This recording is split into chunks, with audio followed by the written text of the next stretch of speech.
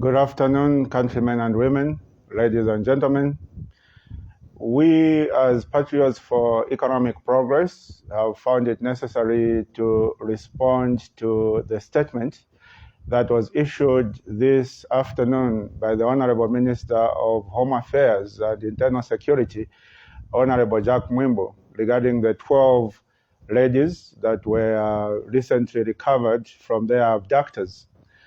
And before we proceed with this particular response to the minister's statement, I want to emphasize that what happened a few days ago, where 13 of the ladies were recovered and they were in good health, is nothing short of a miracle.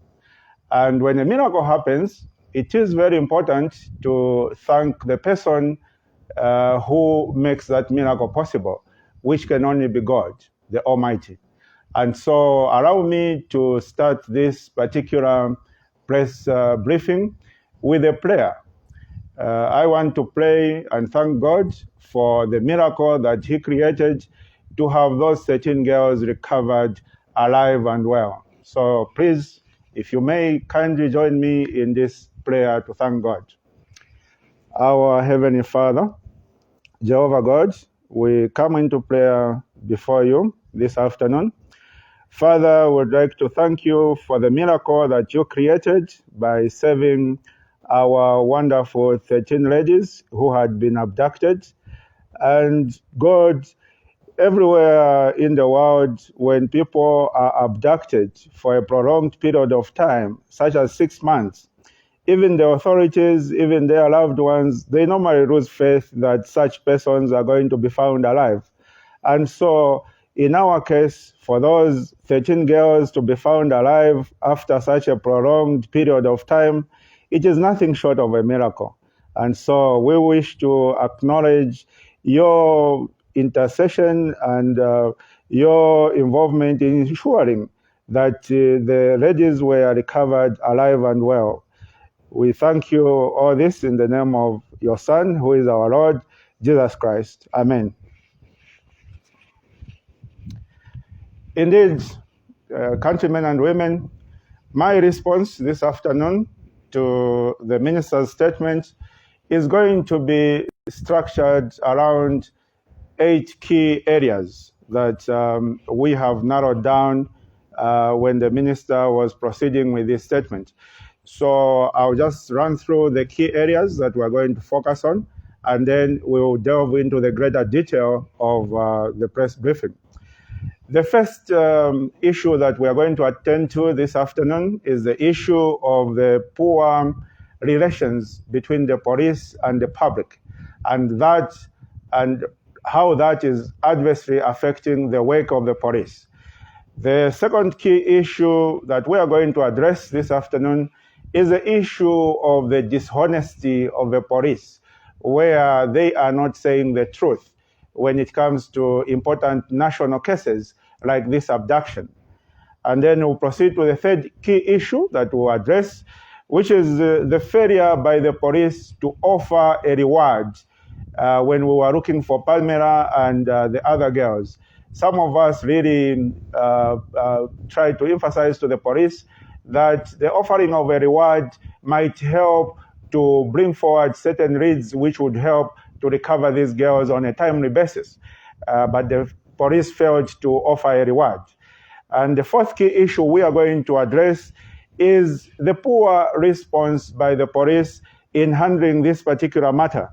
It took more than 50 minutes for the police to respond once they were caught. So we are going to delve into that. Then we'll proceed to the fifth key issue, which is the lack of professionalism that was exhibited by the police in the handling of this entire investigation. That is the fifth item we are going to look at. From there, we're going to look at the sixth item, which is the need to determine who the people behind these abductions are, who funded this abduction, because clearly we saw that those boys looked impoverished themselves. So for them to have fed 13 kidnapped girls for 6 months, someone should have given them the money. Someone must have given them the money. So the question is, who gave them the money? Where did they get the money from? So that is the sixth item. From there, we're going to look at the seventh item, which is the silence from the President of the Republic of Zambia, Mr. Hakainde Hichilema, regarding this national matter of the abduction of 13 girls. Why is he silent about this matter? So we are going to address that. And then from there, we're going to look at the last item, which is the lack of assurance that was given by the minister that going forward, an incident like this abduction is not going to happen in Zambia, that the police have put in place measures to ensure that if such an incident happens, it will be resolved on a timely basis compared to what happened in this particular instance. So those are the 8 key areas that we're going to delve in. So we shall proceed with the first item, which is the poor relations between the police and the public. On that particular issue, countrymen and women, anywhere you go in the world, anywhere where law enforcement are involved in resolving crimes, it is a well-established fact that for law enforcement to be able to solve crimes, they need very good relations with the community, very good relations with the people. But here in Zambia, in this particular case, we saw that the public relations of the police is very poor.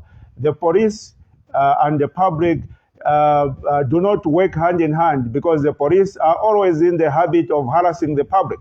So if the police keep on harassing the public through things like shishita and so on and so forth, there is no way that the police can develop trust among the public, among members of the public, to the extent that the public can share information with the police if the public come across something that they think might be helpful to resolve a crime. So on this particular issue of the poor public relations between the police and the public, our appeal is for the police to reform themselves, for the police to establish and develop better relations with the public. They need to develop a relationship of trust with the public, so that when the public see anything that they feel might be helpful in resolving a particular crime, they can reach out to the police and the police can use that information.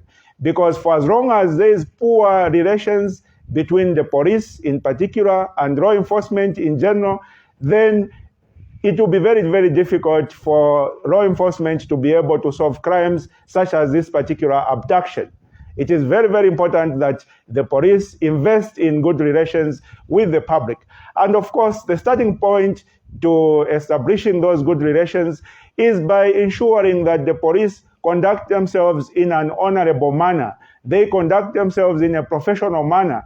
They investigate cases, free of partisan affiliation. They investigate cases in a professional manner. When the public sees that the police are acting professionally, then they will begin to trust the police. As things stand at the moment, there is very little trust between the public and the police, and it is contributing to the failure by the police to resolve cases such as this particular abduction. So that is our number one appeal to the Zambia Police Service. We go to the number 2 item that we address, which is the dishonesty by the police in handling this particular matter. We say this because of the statement that the Honorable Minister of Home Affairs made earlier on, where he was saying that the reason it took long for those girls to be recovered is because some of them were at a boarding house and the parents thought the girls were at school, whereas the school authorities thought that the girls were home. I think that is not a very honest statement on the part of the minister, because we have followed this matter for a prolonged period of time, and it is on record. It is something that was well covered on a number of TV stations, including Movie TV, including Spring 24 TV, that they were relatives who reported their relations missing, their young girls missing at Chawama Police, and they were turned away from that police station. that the police could not investigate, that probably those little girls would have gone away with their boyfriends. So it is on record that some people were turned away. Some relatives were turned away when they went to report their girls missing. And this is something that was well captured on TV. And those relatives ended up moving from Chawama police to go and file their case at Chilenje police. And even at Chilenje police, that matter was not properly followed up by the girls, by the police. I'm sure you remember that incident. And so for the Honorable Minister, speaking on behalf of the police, of course, to allege that the reason that it took long to resolve the cases is because the girls were not reported missing. I think that's a total case of dishonesty on the part of the minister. And our appeal to the new Dawn administration in general and the Minister of Home Affairs in particular is that they should endeavor to be as honest as possible to the public, because it is only through being honest that the police, or rather that the public, can develop trust in the police. If the authorities, if the minister, if the government are being dishonest in the manner they are handling this particular case, then they cannot hope to develop trust among the public. And if the public does not have trust in the authorities, if the public does not have trust in the police, then the public will find it very difficult to share information with the authorities, which will assist them to actually resolve some of these cases. So our appeal to Honorable Jack Mwimbu is that next time he addresses the media, next time he addresses the nation, he needs to try to be as honest as possible. Let him not try to twist things so that he makes his government appear competent when they were incompetent in the handling of this particular abduction. It doesn't help anybody. Let the minister be honest, let the police inspector general be honest, and then the police, the public rather, will begin to develop trust in them. They will begin to consider them as partners in the fight against crimes such as this particular abduction. So honesty is very important. That's our appeal to the minister. Then we go to the third item on our agenda today, which is the failure by the police to offer a reward regarding the abduction of Pamela and the other girls. When you look at how law enforcement is done anywhere across the world, and you can see this via several news outlets, you realize that when you have a high-profile case such as this abduction that was recently resolved, it is very, very common practice for law enforcement to actually offer a reward. The size of the reward can vary. It can be a small reward, it can be a sizable reward, or it can be a large reward, depending on the nature of the case. The reason a reward is important is because some of the citizens who might see something will not be motivated just by patriotism to report what they have seen. But when you offer a reward, when there is a monetary amount attached to the provision of information to the police, you realize that a lot of people will be motivated to give information to the police. And the question which the Zambian people should be asking themselves right now is, had the police offered a reward, would we have recovered our girls earlier? That's the question that we need to ask ourselves. If a sizable reward, let's say 50,000 kwacha, had been offered to the public for the provision of any information, would we have recovered our girls earlier? And my submission is yes. We would have been able to recover our girls earlier than the 15 months, the 6 months that it took. So next time, we want to appeal to the police to ensure that they listen to the submissions of us, members of the public. They listen to the submissions of the opposition, such as ourselves, so that together we can be able to resolve some of these serious cases. The police should not see it as a competition, whereby if Sean Tembo advises them on what could be done to resolve a particular matter, they think that Sean Tembo is trying to compete with them. They think that Sean Tembo is trying to take away their jobs. Let us not look at one another as competitors. Let us look at one another as partners in resolving some of these crimes that really trouble our society. That is the mentality that the police should adopt. So next time that we advise the police to offer a reward so that we can be able to recover our abducted girls. Let them follow that advice, and hopefully we will be able to solve cases such as this one on a more timely basis. So that was fourth item. Let us move on, or rather third item. We'll move on to the fourth item, which is the poor response to and handling of the Chalala scene. Now, on this particular item, there are two issues that arise.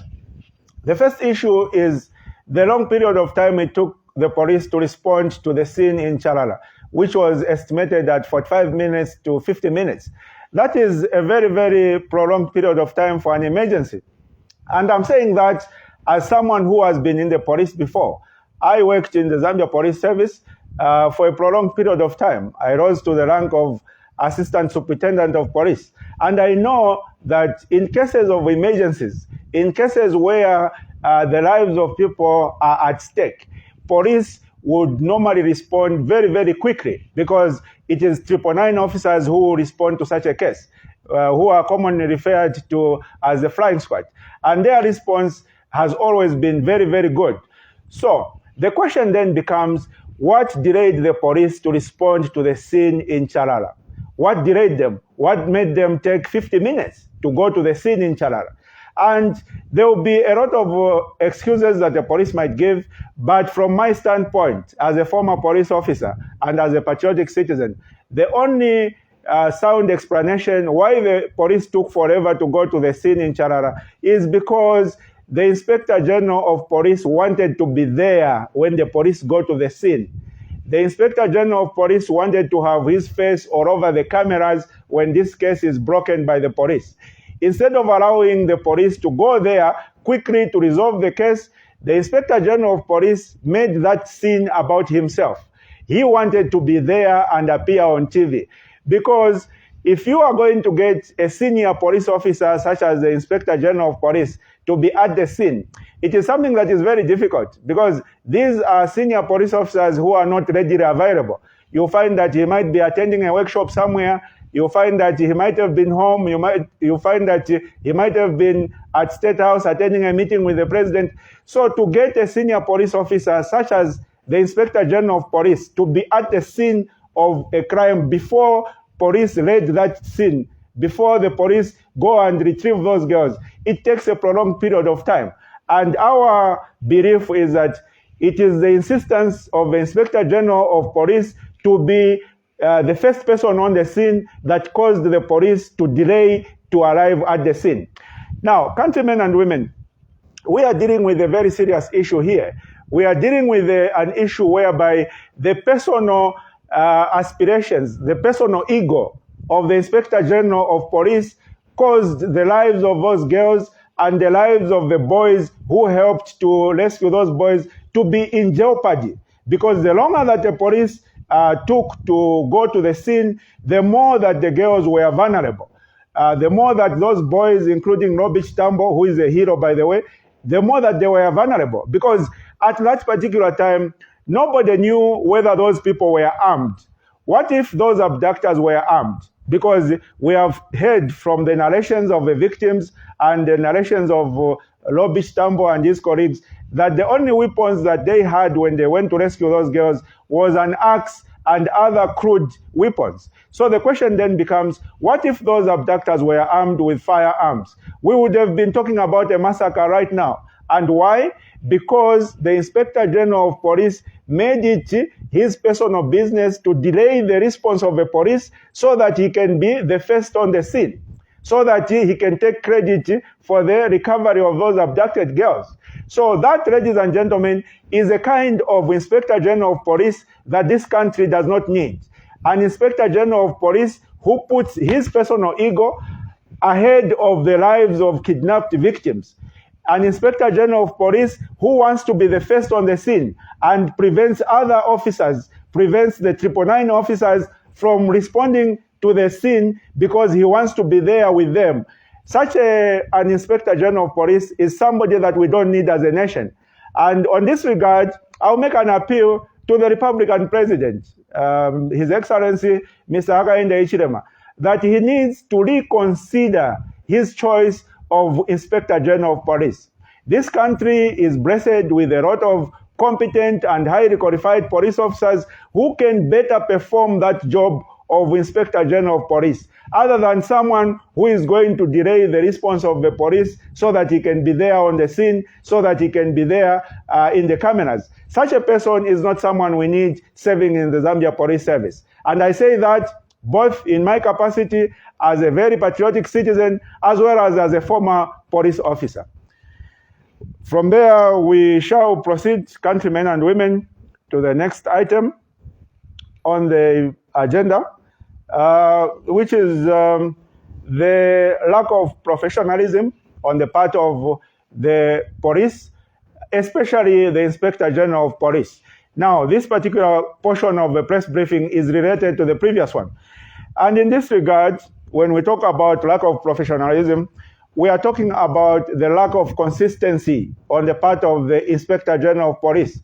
We saw that when television stations were stolen from the house of the former president, Mr. Edgar Chagwa, and 2 suspects were arrested regarding that particular case.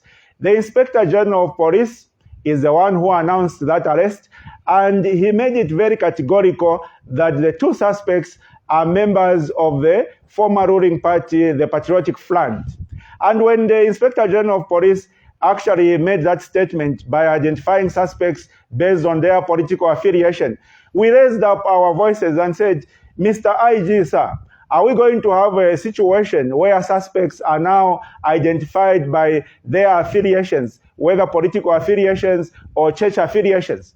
When we catch a suspect, are we going to be saying this suspect is a member of PEP, or this suspect goes to the Roman Catholic Church, or this suspect goes to the Seventh-day Adventist Church? Is that the kind of Zambia we are going to build for ourselves? That is what we asked the Inspector General of Police, and he had no answer to that.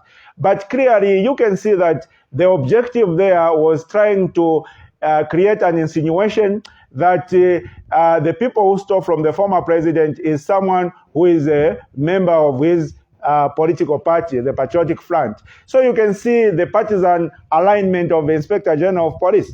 But as fate would have it, we have this situation now of the kidnappers. And it is evident for all to see that these kidnappers are affiliated members of the ruling United Party for National Development, the UPND. And yet, when the Inspector General of Police was making the announcement about the names of these suspects, he did not identify them by their political affiliation to say that he has arrested this person and that person, James Warrior and Skalongo, and that these are dedicated members of the UPND. He did not do that. The question is, why the inconsistency? Why did he find it necessary to identify suspects by their political affiliation in the case of the theft of the TVs for the former president Edgar Lungu, and he did not want to identify the suspects by their political affiliation in the case of this abduction of the 13 girls? Why that inconsistency? So that tells you that we have a wrong IG at the top. We have a very wrong person as Inspector General at the top. And we are saying this not because we are in the opposition, not because the IG makes it a hobby to arrest us from time to time. No, we are saying this as patriotic citizens. And that is the reason why we keep appealing to President Hakainde Hichilema to reconsider his choice of Inspector General of Police. Because where we stand right now, the Inspector General of Police, Mr. Remi Kajova, has lost all credibility. And you must understand that when you are the IG, you are the head of the institution. So when you are the head of the institution and you have lost all credibility, it basically transmits to the institution that you are running. The institution ends up losing all credibility. So we have a national crisis at the moment because we have an Inspector General of Police, Mr. Remi Kajova, who has lost all credibility in the eyes of the general public, in the eyes of the ladies and gentlemen that make up this nation, the Republic of Zambia. And now he has subsequently tainted the entire Zambia Police Service because of his loss of credibility. At the end of the day, when the public look at a police officer, they look at a police officer as someone who does not have integrity, simply because that police officer belongs to an institution whose head, whose inspector general has lost credibility in the eyes of the public. So it is in the interest of the nation, it is in the interest of President Hakainde Hichilema to reconsider his choice of Inspector General of Police. Mr. Remi Kajoba needs to be retired in the national interest. We appreciate his contribution to the Zambia Police Service. Before his retirement, we know that he contributed immensely to the Zambia Police Service, and he was a very vibrant officer at that time.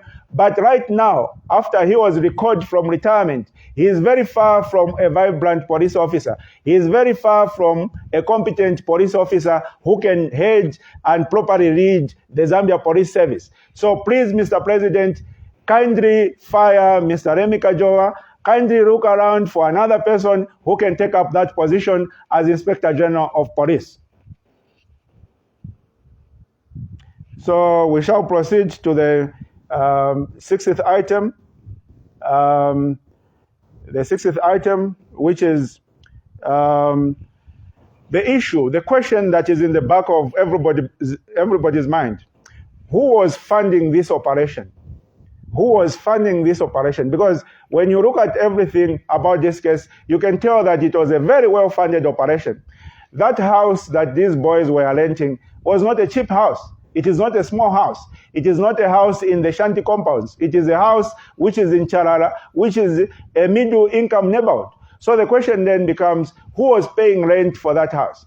And from photos, you can tell that those boys have been occupying that house since the time of the elections, because we saw photos being taken at that house where these boys are celebrating the victory of Mr. Hakainde Hichilema on the 12th of August last year. So these boys have been occupying that house for more than 1 year, and they've been paying rent for that house. Otherwise, if they were not paying rent, they would have been kicked out by the landlord a long time ago. So the question is, who was funding them?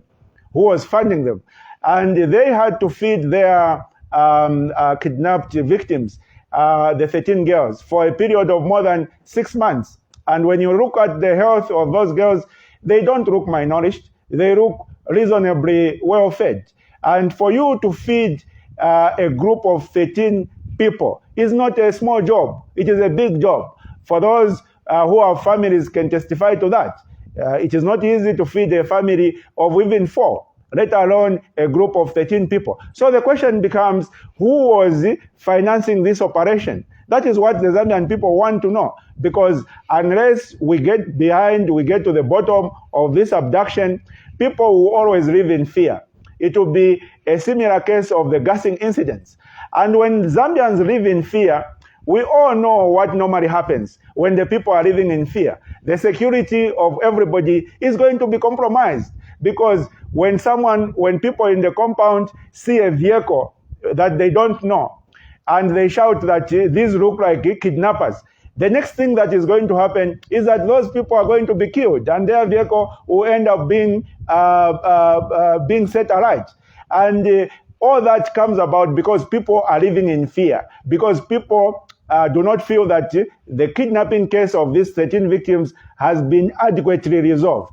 So the Minister of Home Affairs and Internal Security, Honorable Jack Mwimbo, missed an opportunity to assure the citizens, to give assurance to the citizens that they should not live in fear, that the police are not only investigating those small boys, but they are also getting to the bottom of who is behind that kidnapping. Failure by the Minister of Home Affairs to give that assurance to the Zambian people will have very bad repercussions on the security of each one of us. Because, like I said earlier, when citizens are living in fear, it will be a similar incident to what we saw during those incidents of gassing, whereby a lot of people ended up losing their lives on the basis that they were suspected to have been the gassers. They were suspected to be people behind the gassing. There were more than 50 people that lost their lives. Why? Because the people were in fear and they were reacting anyhow to defend themselves. So the Minister of Home Affairs needs to issue a further statement. He needs to issue a supplementary statement to what he issued this afternoon to give assurance to the Zambian people that the police are not only investigating these small boys who look malnourished themselves, but the people behind them, so that the Zambian people can feel safe. Thank you. We shall proceed to the next item. We shall proceed to the next item, which is item number 7. And item number 7, we are looking at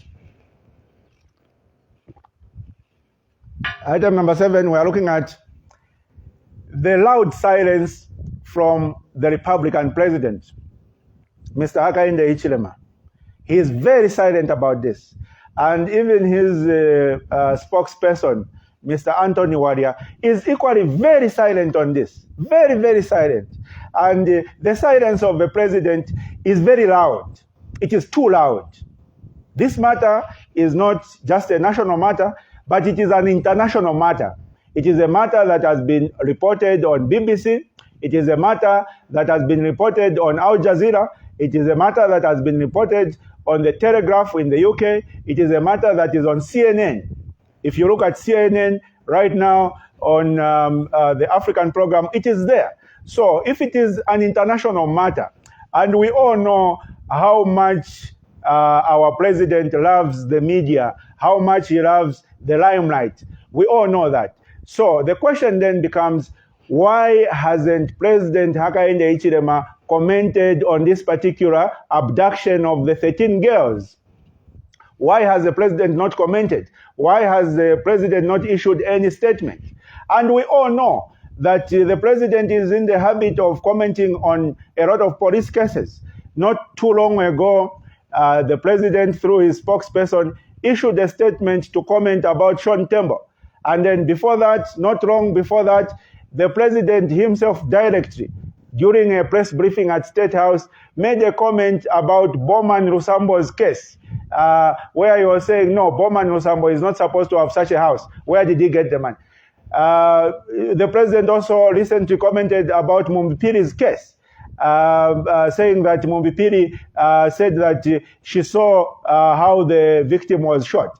So we can see, countrymen and women, we can see that President Hakainde Hichilema has a high appetite for commenting on these police cases. Whether a case is ongoing or not, he has a very high appetite to comment on them. Now, the question becomes, why has the president not commented on the abduction of these 13 girls?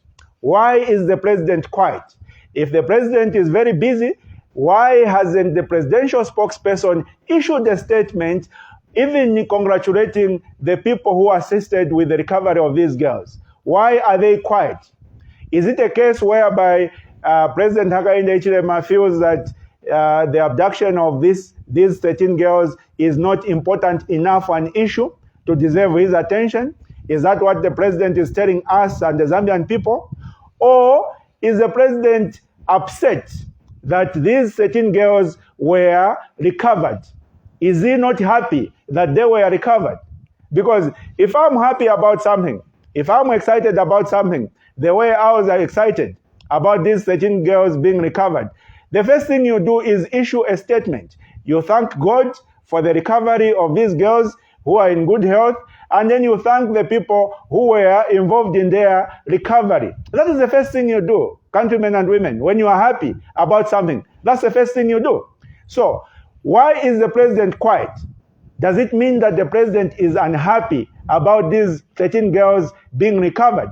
And if so, if President Hakainde Hichilema is unhappy that the 13 girls were recovered, why is he unhappy? That's the question.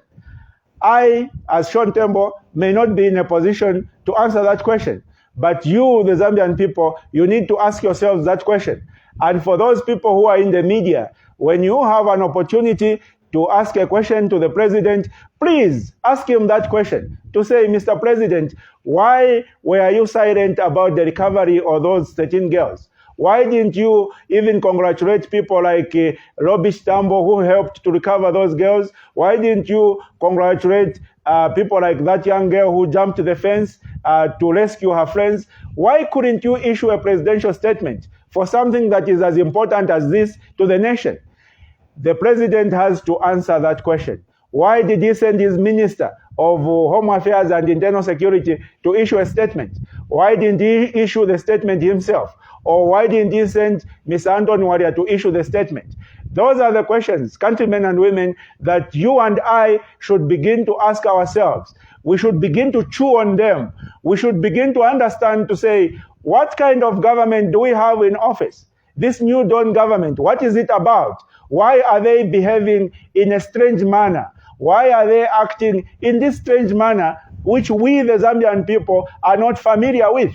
Because the behavior of the New Dawn administration and of President Hakainde Hichilema on a lot of issues, not just this abduction of the 13 girls, but on a lot of issues, their behavior is very strange. Their behavior is something that we as a nation have never seen before. I've been in this country for a long period of time. I'm 42 years old. I've lived through all the governments that have run the affairs of Zambia. I was there when KK was president. I was there when Frederick Chiluba was president. I was there when Manawasa was president. I was there when Rupia Banda was president. I was there when Michael Sata was president. I was there when Edgar Lungu was president. And I'm here now when Hakainde Hichilema is president. But I've never in my whole life seen such behavior from a president where something that is very, very joyful to the nation, such as the recovery of these girls, has happened, and the president is quiet, very quiet. When government has to issue a statement, he sends a junior minister to issue that statement, not even his presidential spokesperson. This is a very strange thing. Countrymen and women, we might be experiencing a very strange government running the affairs of this country. May God help us on this regard. Thank you very much for being part of this press briefing, and please do have a good afternoon. Thank you.